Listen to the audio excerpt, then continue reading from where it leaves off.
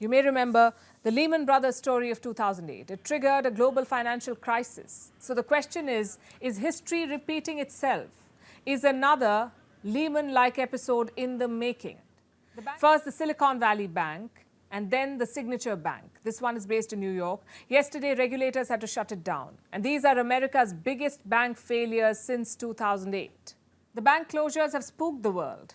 There are reports of steep losses. America's biggest banks have taken a hit. Last week, they lost a staggering $100 billion. Silicon Valley Bank, or SVB, is the banker to the American tech industry. It was opened in 1983. So Silicon Valley Bank worked with American startups, and it was among America's 20 biggest banks. Now it has collapsed. The question is why?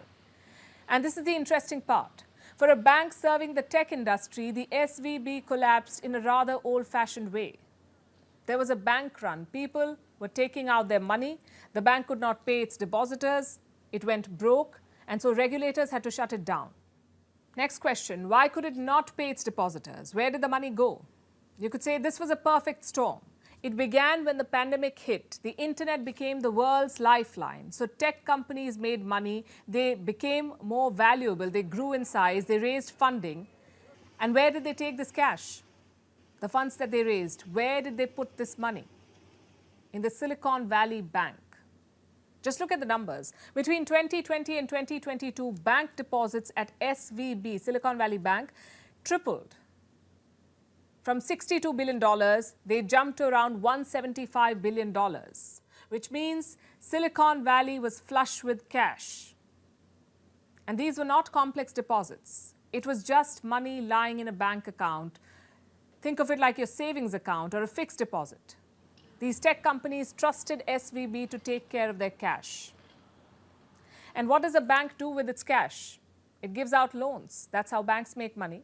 So this bank, SVB, was sitting on a massive pile of cash. It had to pay interest to its depositors. And like any bank, it gave out loans.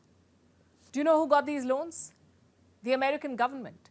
The SVB bought government bonds, US Treasuries. It's the safest form of investment in the world. But for this bank, it turned out to be a mistake. Last year, when fears of a recession grew, the US Federal Reserve, that's America's central bank, hiked interest rates. This made these US Treasuries less attractive. Their value went down. So SVB took a major loss on its holdings. And around the same time, something else was happening. The tech sector was also in crisis. The fear of recession dried up their funding. So these tech companies began dipping into their savings. They went to SVB and they withdrew their deposits. They took out their money. Do you see what was happening?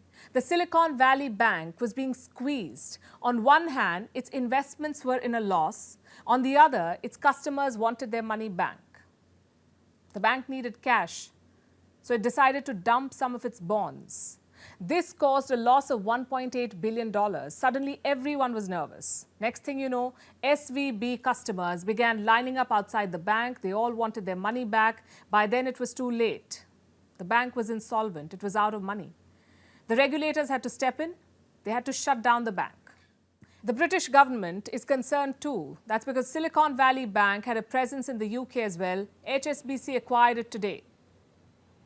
UK Prime Minister Rishi Sunak is visiting the US. When he arrived, the bank failure was the first thing he brought up. Well, I understand the concern that people have got around what's going on with Silicon Valley Bank. What about the American banking system? There are doubts about its health now. The global markets are feeling the jitters. Asian markets opened in the red today. Indian markets suffered losses. Of course, there were other factors contributing to this. But the bank failures in the US dealt the worst blow. So should you be worried? Experts say while the developments are worrying, this may not be a repeat of the Lehman crisis, not yet.